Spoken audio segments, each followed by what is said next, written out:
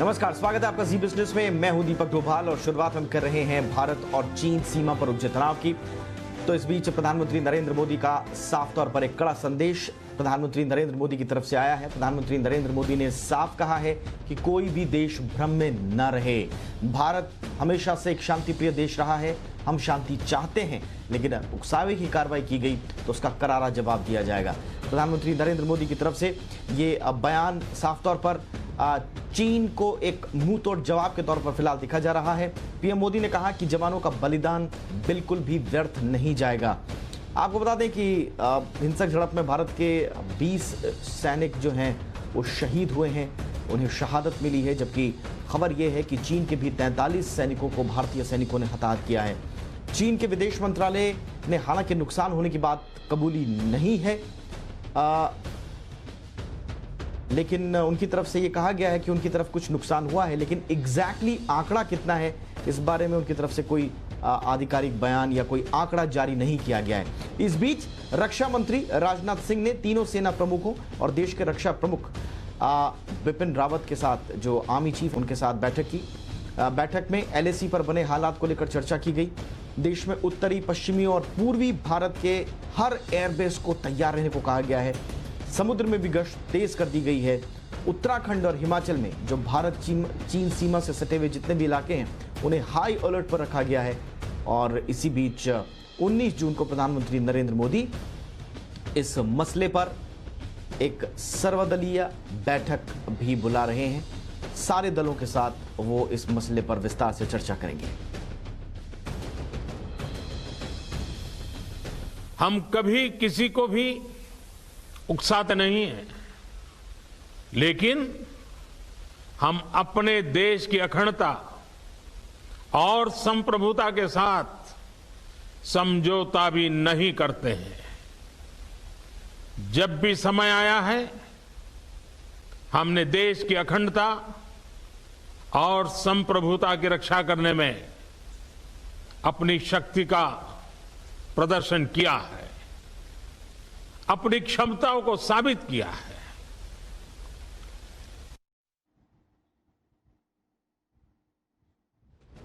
और इस वक्त मेरे साथ ज्यादा जानकारी के लिए, ज्यादा बातचीत के लिए अचल मल्होत्रा साहब मौजूद हैं, जो कि पूर्व राजनयिक हैं और विदेश मामलों के जाने माने जानकार हैं।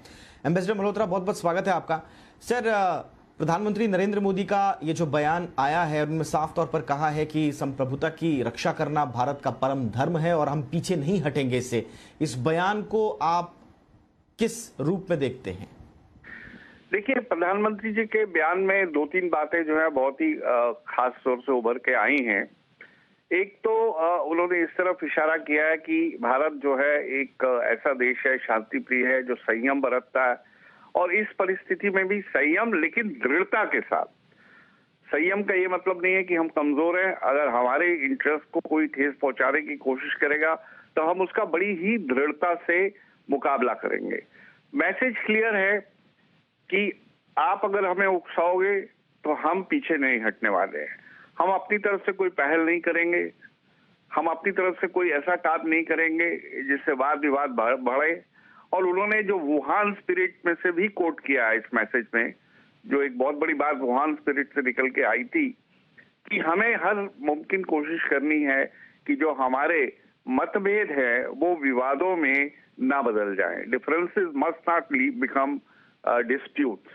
तो इस कॉन्टेक्स्ट में भी वो हम बार बार वही दोहराना चाहते हैं कि अगर कोई भेदभाव, कोई मतभेद है बॉर्डर के ऊपर, तो हमें संयम बरतना चाहिए। आपस में मिलकर, बैठकर, बातचीत करके उसे जो है हमें सुलझाने की कोशिश करनी चाहिए। लेकिन साथ ही साथ बहुत जरूरी हो गया है चाइना को ये मैसेज देना, जो दिया भी है हमारे प्रधानमंत्री जी ने, कि भाई हमारे लिए हमारे देश की टेरिटोरियल इंटीग्रिटी और सॉवरेनिटी हर चीज से बढ़ के है, और अगर इसको प्रोटेक्ट और डिफेंड करने की जरूरत पड़ेगी तो हम बिल्कुल पीछे नहीं हटेंगे, और इसके लिए जो भी जरूरी कदम उठाने होंगे वो उठाए जाएंगे। हाँ, ये दूसरी बात है कि हम अपनी तरफ से एग्रेशन नहीं करेंगे, लेकिन अगर आपकी तरफ से एग्रेशन होगा तो फिर आप जो है उसके कॉन्सिक्वेंसेस के लिए तैयार रहिए। हम विश्व में शांति चाहते हैं, पड़ोस में शांति चाहते हैं, उन्होंने इस बारे में भी जिक्र किया अपने मैसेज में कि किस तरह वो अपने पड़ोस में कोऑपरेशन से और दूसरी तरह से मिलजुल कर चाहते हैं कि पूरे रीजन की जो है तरक्की हो। लेकिन उसके बावजूद ये है कि अगर हमारी ये सब जो शांति प्रियता है और जो हमारा संयम है, इसको अगर हमारी कमजोरी कोई मानेगा तो वो फिर गलती करेगा, फिर उसको उसका खामियाजा भारत उठाना ही पड़ेगा। तो ये बातें इस मैसेज में सर हाँ सर, प्रधानमंत्री नरेंद्र मोदी के इस मैसेज में बिटवीन द लाइंस आप क्या पढ़ पा रहे हैं? देखिए, क्योंकि विदेश मंत्रालय ने भी ये साफ कर दिया है कि चीन जो है वो एक तरफा कार्रवाई कर रहा था, एलएसी को बदलने की कोशिश कर रहा था। दूसरी तरफ उकसावे की कार्रवाई तो हो चुकी है, हमारे सर 20 जवान शहीद हुए हैं, तो उकसावा आ चुका है। लेकिन अब क्या लग रहा है आपको अगला स्टेप, प्रधानमंत्री नरेंद्र मोदी के आज के संबोधन के बिटवीन द लाइंस के बाद अगला स्टेप क्या नजर आ रहा है आपको? देखिए, अगला स्टेप तो अभी देखिए, आप इसको याद कीजिए, 6 हफ्ते हो गए इस फेस ऑफ को, और इससे पहले जो हमारी लेफ्टिनेंट जनरल के लेवल पे जो बात हुई, उसके बाद डिसएंगेजमेंट और डी एस्केलेशन की प्रक्रिया शुरू हो गई थी। और इस बीच अचानक 15 और 16 जून को ये जो है हादसा हो गया। तो इसमें अब इसको समझने की जरूरत है कि इसकी वजह क्या थी, और ये जैसे अनप्रेसिडेंटेड है, क्योंकि 45 साल के इतिहास में हमारे एलएसी पे एक सिंगल सोल्जर नहीं मरा, एक सिंगल गोली नहीं चली है। तो ये आने वाले वक्त में इसे बहुत ही एक आप कह सकते हैं कि एक इसे याद किया जाएगा कि ये हमारे इतिहास में इस तरह की घटना या दुर्घटना हुई थी। तो उसके बाद जो आने वाली खबरें तो यही बता रही है कि डिसएंगेजमेंट हो गया है, डी एस्केलेशन हो गया उस इलाके में।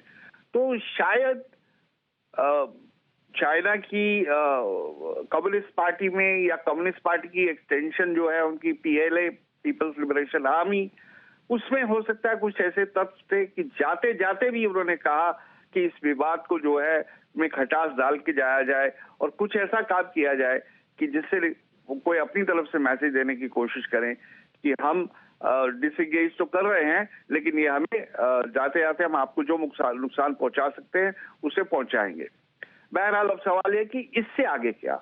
इससे आगे बात वहीं पे आके खड़ी हो जाती है कि इसे हमें सुलझाना ही पड़ेगा बातचीत से, और चाइना को इसके जो है between the line message clear है कि अगर आप हमें आजमाने की कोशिश करोगे तो हम तैयार हैं मिलिटरी, लेकिन बेहतर यही होगा कि आइए बैठे मिलजुल कर बात करें और इस विवाद को, मतभेद को विवाद में ना बदलने दिया जाए। तो हमारी तरफ से एक मैसेज बहुत क्लियर है, इन बिटवीन द लाइंस भी है और क्लियर शब्दों में भी है कि भाई अगर ऐसी नौबत आएगी कि हमें अपनी टेरिटोरियल इंटीग्रिटी और सॉवरेनिटी को डिफेंड करने के लिए कुछ करना पड़ेगा तो हम करेंगे, फिर उस हालत में हम पीछे नहीं हटने वाले हैं। तो उसके लिए हम पूरी तैयार हैं, पूरी तरह से कूटनीतिक रूप से और मिलिटरीली भी हम लोग तैयार हैं। Yes sir, thank you sir, thank you sir इस बातचीत के लिए सर, और इस विश्लेषण के लिए शुक्रिया हमारे लिए वक्त निकालने का। चलिए, अब इस पूरे संघर्ष के दौरान, इस पूरे कॉन्फ्लिक्ट के दौरान आप बार बार एक शब्द सुन रहे होंगे, घाटी का नाम, और उस घाटी का नाम है गलवान घाटी, जहां पर ये पूरा कॉन्फ्लिक्ट सामने आया है। लेकिन इस गलवान घाटी की इंपॉर्टेंस क्या है? ऐसा क्या है इस गलवान घाटी में जो चीन बार बार यहां पर घुसपैठ की कोशिश कर रहा है, अतिक्रमण की कोशिश कर रहा है? इस रिपोर्ट को देखिए, मामला साफ हो जाएगा।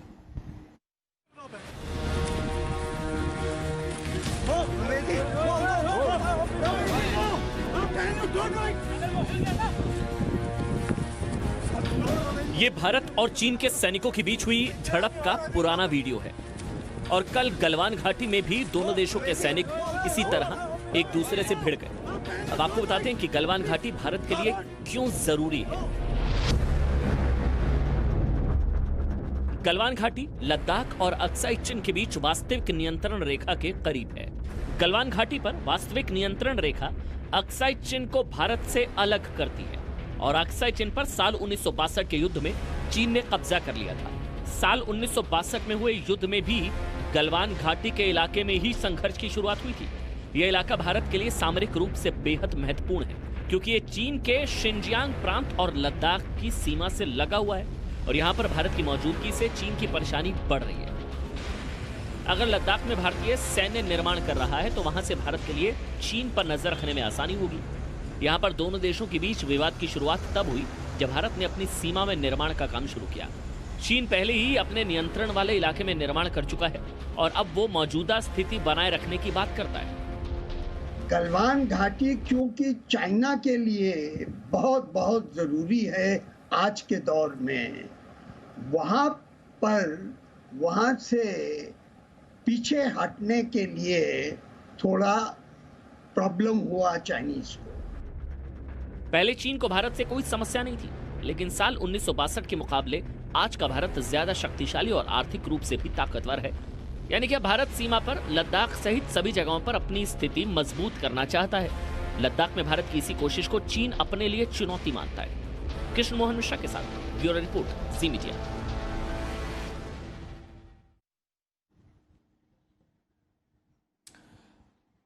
और लद्दाख में और इस गलवान घाटी में चीनी सैनिकों की ओर से उकसावे की जो कार्रवाई की गई है, इसके बाद भारत में जबरदस्त गुस्सा है और ये गुस्सा अब अपने चरम पर है। और इसीलिए बार बार अब ये सवाल उठने लगे हैं कि क्या वक्त आ चुका है चीन को सबक सिखाने का। और चीन को मिलिटरीली कैसे सबक सिखाना है ये सेना और सरकार तय करेगी, लेकिन घरेलू स्तर पर जो चीन की घुसपैठ घर घर में अपने सामानों के जरिए हो चुकी है, उसे सबक कैसे सिखाया जाए। इसीलिए बार बार अब बात हो रही है चीनी सामानों के बहिष्कार की। सोशल मीडिया पर कई हैंडल्स जो हैं वो ट्रेंड होने लगे हैं कि चीनी सामान का बहिष्कार किया जाए, बायकॉट चाइना प्रोडक्ट्स। लेकिन ये कैसे होगा?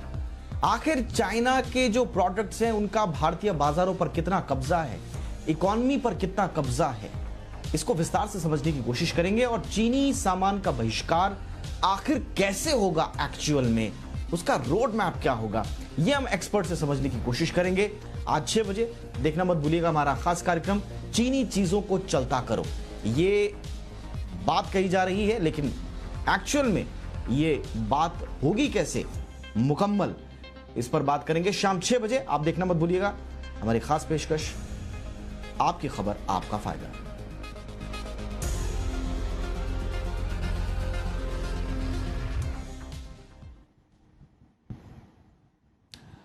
और अब अगली खबर, लोन मोरेटोरियम के दौरान ब्याज माफी को लेकर सुप्रीम कोर्ट में अगस्त के पहले हफ्ते में अब सुनवाई होगी। जी हां, आज सुनवाई के दौरान कोर्ट में सरकार और बैंकों ने अपना पक्ष रखा। सरकार की तरफ से कहा गया कि 6 महीने की जो ब्याज माफी है वो बिल्कुल भी प्रैक्टिकल नहीं है, वो व्यावहारिक नहीं है, क्योंकि बैंक ग्राहकों को जमा पर ब्याज देना होता है। बैंकों ने भी अपना पक्ष रखा और कोर्ट को बताया कि ब्याज नहीं मिलने पर दबाव बढ़ जाएगा, इसलिए ब्याज जरूरी है। तो लोन मोरेटोरियम पर ब्याज क्या माफ होगा, इस पर सुनवाई हुई है और अब अगस्त के पहले हफ्ते में इस पर सुनवाई होगी। मोरेटोरियम पर ब्याज माफी पर फिलहाल कोई फैसला नहीं हो पाया है। और मेरे सहयोगी दानिश आनंद इस वक्त ज्यादा जानकारी के साथ जुड़ चुके हैं। दानिश, क्या क्या दलीलें रखी गई थी सरकार और बैंकों की तरफ से आज सुप्रीम कोर्ट में? जी देखिए, अगर मैं पहले बैंकर्स के पक्ष की बात मैं करूं तो बैंकर्स ने साफ साफ सुप्रीम कोर्ट को इन्फॉर्म करा था कि वो वेवर वो इंटरेस्ट के वेवर के लिए बिल्कुल विरोध हैं। वो बिल्कुल नहीं चाहते कि लोन्स में इंटरेस्ट वेवर दिया जाए। और दूसरा, उन्होंने सुप्रीम कोर्ट को ये भी इन्फॉर्म करा बैंकर्स ने कि जब से ये अनाउंस हुआ है, मोरेटोरियम अनाउंस हुआ है, तब से सिर्फ 10% ने ही मोरेटोरियम को एक्सेप्ट करा है। अभी भी 90% ऐसे बोरोवर्स हैं जिन्होंने लोन मोरेटोरियम को एक्सेप्ट नहीं करा है। और दूसरी हाथ पर अगर हम सरकार की बात करें तो सरकार ने भी कोर्ट को ये इन्फॉर्म करा था कि बैंक की फाइनेंशियल स्टेबिलिटी के लिए इंटरेस्ट को वेव ऑफ नहीं किया जा सकता, क्योंकि अगर इंटरेस्ट को वेव ऑफ कर दिया जाता है तो बैंकर्स के पास जितने भी डिपॉजिट्स हैं तो बैंकर्स उनको कैसे इंटरेस्ट आगे देंगे, तो वो एक बहुत बड़ा मुद्दा है। और सरकार ने ये भी इनको बताया, सरकार के वकील ने ये भी सुप्रीम कोर्ट को इन्फॉर्म करा कि दुनिया भर में एक अभी स्लो डाउन है और खासकर कोरोना के बाद पूरे देश की हर दुनिया भर में जितने देश तक की जीडीपी इफेक्ट हुई है, सिमिलरली वो भारत की जीडीपी को भी इफेक्ट कर ही रहा है। तो अभी टर्न अराउंड नहीं पता कब तक इंडिया जीडीपी को रिवर्स कर पाएगी, कब एक पॉजिटिव टेरिटरी में आ पाएगी। तो ऐसे में बैंक्स उसको भी काफी लॉस होगा। तो इंटरेस्ट वेव ऑफ के सरकार भी पक्ष में नहीं है, लेकिन सुप्रीम कोर्ट की 3 ऐसी मेजर ऑब्जर्वेशंस हैं। सुप्रीम कोर्ट ने ये कहा है कि सरकार को बिल्कुल इंटरवीन करना चाहिए इस पर, क्योंकि सरकार सीधा ये नहीं बोल सकती कि ये सिर्फ एक बैंक और एक डिपॉजिटर के बीच का इशू है। तो सरकार को इस पर बिल्कुल स्टेपिंग करना चाहिए और सरकार से जवाब मांगा है कि क्या बैंक इंटरेस्ट ऑन इंटरेस्ट ले सकते हैं। और दूसरे हाथ पर सुप्रीम कोर्ट की मेजर ऑब्जर्वेशन ये रही कि वो बिल्कुल भी इस चीज के अगेंस्ट हैं कि वो ये नहीं चाहते कि बिल्कुल कंप्लीट इंटरेस्ट वेवर दिया जाए, बल्कि सुप्रीम कोर्ट का यह मानना है कि जो इंटरेस्ट ऑन इंटरेस्ट लग रहा है उसको माफ कर दिया जाए। और सुप्रीम कोर्ट ने ये भी बोला है कि मोरेटोरियम देने का एक पर्पस है, और जैसे कि बाकी वकीलों ने सुप्रीम कोर्ट को इन्फॉर्म करा था कि 90% लोगों ने अभी तक इसको मोरेटोरियम को अवेल नहीं करा है, तो सरकार की वो ड्यूटी है वो लोगों को बताएं कि अगर वो मोरेटोरियम लेंगे तो उसके क्या बेनिफिट है। अब अगली सुनवाई इस केस की अगस्त के पहले हफ्ते में होगी। बहुत बहुत शुक्रिया दानिश इस तमाम जानकारी के लिए। तो अगस्त के पहले हफ्ते में इस पर अब सुनवाई होगी, लेकिन फिलहाल लोन मोरेटोरियम पर जो ब्याज है उसके माफी की संभावनाएं फिलहाल खत्म नजर आ रही हैं। हालांकि सुनवाई के बाद आखिरी फैसला सुप्रीम कोर्ट को लेना है।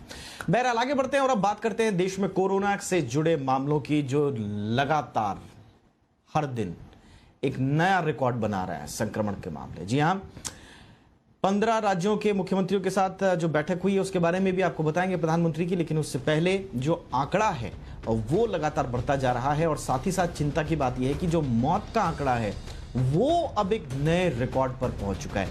बीते 24 घंटे में 2003 लोगों की, जी हां, अब तक का सबसे बड़ा आंकड़ा है ये, एक दिन में 24 घंटे में मौत का 2003 लोगों की मौत हुई है बीते 24 घंटे में, और 11,900 से ज्यादा लोगों की अब तक टोटल मौत हो चुकी है। बीते 24 घंटे में अगर संक्रमित यानी कि पॉजिटिव मरीजों के मिलने की बात करें तो 10,974, लगभग 11,000 के आसपास नए मामले सामने आए हैं सिर्फ 24 घंटे में। इसके साथ ही संक्रमितों की संख्या अब 3,54,000 के पार पहुंच गई है, 3.5 लाख को क्रॉस कर गई है। अब तक 1,86,000 से ज्यादा लोग ठीक भी हुए हैं, लेकिन 3.5 लाख से ज्यादा संक्रमित होने का मामला थोड़ा चिंताएं बढ़ाता हुआ। महाराष्ट्र की अगर बात करें तो यहां संक्रमितों का आंकड़ा 1 लाख को पार करके 1,13,400 के पार हो गया है। अब तक यहां 5,500 से ज्यादा लोगों की मौत हुई है। अकेले मुंबई में 60,000 से ज्यादा मामले हैं सिर्फ मुंबई में, और देश की राजधानी दिल्ली में भी हालात बदतर होते जा रहे हैं। 44,000 के पास पार जो है यहां भी केस दर्ज हो चुके हैं। पिछले 24 घंटे में दिल्ली में 1859 नए मामले सामने आए हैं। याद कीजिए, दिल्ली में एक ज़माने में बहुत पीछे की बात नहीं है, 200, 250, 150 मामले सामने आते थे, लेकिन अब 1800 के पार एक दिन में 24 घंटे में सामने आ रहे हैं दिल्ली में। और दिल्ली महामारी में 1800 से ज़्यादा लोगों की जान भी अब तक गई है। और इसी के मद्देनजर, क्योंकि कोरोना संक्रमण जो है थम नहीं रहा है, इसी के मद्देनजर आज प्रधानमंत्री नरेंद्र मोदी ने 15 राज्यों के मुख्यमंत्रियों के साथ बैठक कर रहे हैं। आज उन राज्यों के साथ बैठक है, कल भी हुई थी, लेकिन उन राज्यों के साथ बैठक थी जहां पर संक्रमण के मामले ज्यादा नहीं हैं और छोटे राज्य थे, लेकिन आज उन राज्यों के साथ बैठक है जहां पर कोरोना के मामले सबसे ज्यादा हैं। इसमें महाराष्ट्र है, दिल्ली है, गुजरात है, तमिलनाडु है, उत्तर प्रदेश, ये बड़े बड़े राज्य इसमें शामिल हैं। कुल मिला के 15 राज्य हैं, और बैठक में इन राज्यों में अनलॉक को जारी रखने या न रखने पर भी फैसला किया जा सकता है। वीडियो कॉन्फ्रेंसिंग के जरिए ये बैठक हो रही है, और कोरोना पर प्रधानमंत्री नरेंद्र मोदी ने ये बैठक मुख्यमंत्रियों के साथ की है। और फटाफट से इस बैठक का अपडेट ले लेते हैं। समीर दीक्षित मेरे सहयोगी दिल्ली से जुड़ चुके हैं। समीर, बताइए क्या अपडेट है इस बैठक को लेकर?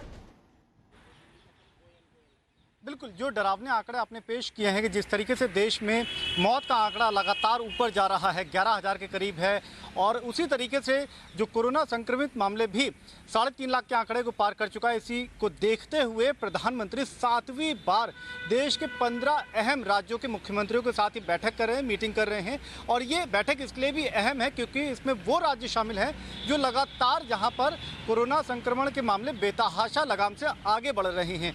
तमिलनाडु है, महाराष्ट्र है, उत्तर प्रदेश, दिल्ली, ऐसे बड़े राज्य जहां पर कोरोना पॉजिटिव केसेस बहुत तेजी से आगे बढ़ रहे हैं और इन राज्यों के मुख्यमंत्री से फीडबैक लिया जा रहा है कि अब तक जो कुछ कदम उठाए गए थे वो कितना कारगर साबित हुए और जहां पर विफलता हाथ लगी है, जहां पर नतीजे बेहतर नहीं आ रहे हैं तो उसकी क्या वजह है, तो इसका भी आकलन किया जा रहा है। और इस सब से जो कुछ निकलेगा, इस मंथन से जो कुछ भी निकलेगा वो आप देखेंगे कि 30 जून के बाद देश के आगे की रणनीति क्या होती है। अनलॉक 2 यानी कि अनलॉक का जो दूसरा चरण होगा जिसमें क्या कुछ और छूट या रियायत इकोनॉमिक एक्टिविटी रिवाइवल के लिए दी जा सकती है सरकार की तरफ से, तो उसका इस वक्त एक समीक्षा चल रही है। लेकिन इन सब के बीच में आपको ये भी बता दें कि पश्चिम बंगाल मुख्यमंत्री ममता बनर्जी ने इस बैठक में शामिल होने से इनकार कर दिया है। ममता बनर्जी का आरोप है कि उनको चूंकि बोलने का सही समय जितना समय चाहिए होता है वो नहीं मिलता है और बैठक में बोलने का चूंकि समय नहीं मिलता, लिहाजा बंगाल ने इस बैठक में शामिल होने से पहले ही इनकार कर दिया है। इसके बावजूद जो बड़े राज्य हैं उनकी तरफ से लगातार फीडबैक लिया जा रहा है। कुछ अपडेट आपको बता दूं, जैसे तमिलनाडु में चेन्नई और आसपास के इलाकों में पहले से ही एक और लॉकडाउन या सख्त कर्फ्यू जैसा वहां पे लगा दिया गया है। 19 जून से 30 जून तक का ये एक्शन वहां पे लिया गया है। लेकिन दिल्ली, गुजरात या महाराष्ट्र वो राज्य हैं जहां पर पहले से ही इन राज्यों के मुख्यमंत्री ने ये इशारा और ये स्पष्ट तौर पे कह रखा है कि दोबारा लॉकडाउन जैसी स्थिति अभी नहीं है, दोबारा लॉकडाउन इन राज्यों में नहीं लगाया जाएगा। ऐसे में कोरोना पॉजिटिव केसेस को रोकना और इकोनॉमिक एक्टिविटी को बनाए रखना, इसका तालमेल कैसे रखा जाएगा, ये किस तरीके से इसको संभव बनाया जाएगा, तो इस पर एक समीक्षा अभी चल रही है और माना यह जा रहा है कि समीक्षा के बाद में अगले तकरीबन 4 या 5 दिनों में अगली रूपरेखा क्या कुछ रह सकती है भारतीय सरकार की, केंद्र सरकार की, वो आपके सामने आ पाएगी। लेकिन 2 चरणों में ये बैठक हुई है, यानी कि कल भी 16 जून को भी हमने देखा कि देश के 21 राज्य या फिर केंद्र शासित प्रदेशों से भी फीडबैक लिया गया। आज 15 राज्य शामिल हैं और इन सब से जो टोटल फीडबैक जो प्रधानमंत्री को मिलेगा उसके बाद इसको किस तरीके से अनलॉक 2 के लिए रूपरेखा तैयार की जाएगी, उस नज़रिए से ये बैठक बहुत अहम है। दिल्ली के नज़रिए से आपको बता दें कि दिल्ली में रोजाना जो स्थिति है वो बिगड़ती जा रही है। इकोनॉमिक एक्टिविटी रिवाइवल अपनी जगह है, लेकिन आंकड़ों के नज़रिए से और ग्राउंड सिचुएशन में जो कुछ बिल्कुल समीर, फिलहाल बहुत बहुत शुक्रिया समीर इस तमाम जानकारी के लिए। और इस खबर पर हम आगे भी अपडेट्स आपसे लेते रहेंगे। इस बैठक से जुड़ी हुई तमाम जानकारियां दर्शकों तक पहुंचाएंगे। फिलहाल आगे बढ़ते हैं और एक खुशखबरी की बात फटाफट से कर लेते हैं। कोरोना के इलाज में एक बड़ी सफलता मिली है और ये सफलता का ऐलान जो है कहीं और से नहीं बल्कि ऑक्सफोर्ड यूनिवर्सिटी के रिसर्च से सामने आया है। दरअसल वहां पर जो रिकवरी ट्रायल्स चल रहे हैं उन ट्रायल्स में डेक्सामेथासोन नाम की एक दवा ये बड़ी कारगर साबित हुई है मरीजों के इलाज के लिए और ये कहा जा रहा है कि ये पहली ऐसी दवा हो सकती है जो लोगों की जान बचा सकती है, क्योंकि इसमें जो वेंटिलेटर पर जो ऑक्सीजन में पड़े हुए लोग हैं उनमें डेथ रेट कम हुई है। जो वेंटिलेटर्स पर है उनमें 1/3 डेथ रेट कम हुआ है और जो ऑक्सीजन में है उनमें 1/5 जो डेथ रेट है, मोर्टेलिटी रेट है, वो कम हुआ है। तो ये 2104 मरीजों पर इसका ट्रायल किया गया था और सफल इसके कारगर साबित हुए हैं। और खास बात यह है कि बहुत ही आसानी से मिलने वाली दवाई है, जेनरिक दवाई है। आर्थराइटिस, अस्थमा, एलर्जी, इनमें डेक्सामेथासोन जो है 1960 के दशक से दी जाती रही है। भारत में भी बहुतायत में मिलती है ये और कैडिला, जाइडस और वॉकहार्ट जैसी कंपनियां ये बनाती हैं और इसलिए इसे यानी कि डेक्सामेथासोन को एक मील का पत्थर कोविड-19 के खिलाफ जंग में माना जा रहा है।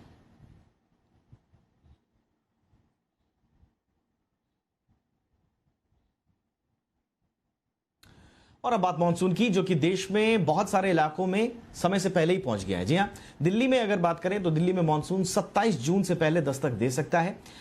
मौसम विभाग के मुताबिक आने वाले दिनों में मानसून जो है अब धीरे धीरे रफ्तार पकड़ेगा, तेज रफ्तार पकड़ेगा। विभाग ने बताया कि उत्तर पश्चिम के कई इलाकों में मानसून ऑलरेडी पहुंच चुका है। बिहार के सभी जिलों में समय से पहले मानसून ने दस्तक दे दी है। इसके अलावा पश्चिमी और पूर्व मध्य प्रदेश, यूपी में भी मानसून की एंट्री हो चुकी है। उत्तराखंड में 21 जून को बारिश हो सकती है। इसके साथ ही मौसम विभाग ने मध्य प्रदेश के 17 जिलों में भारी बारिश का अलर्ट भी जारी किया है।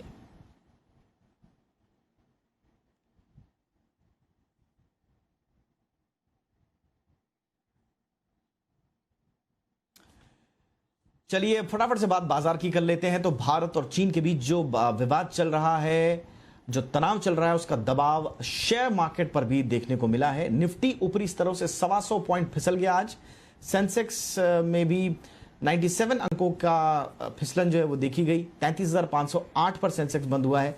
निजी बैंकों पर जो दबाव बना है उसके कारण बैंक निफ्टी भी 95 अंक गिरकर 20,202 के स्तर पर बंद हुआ है।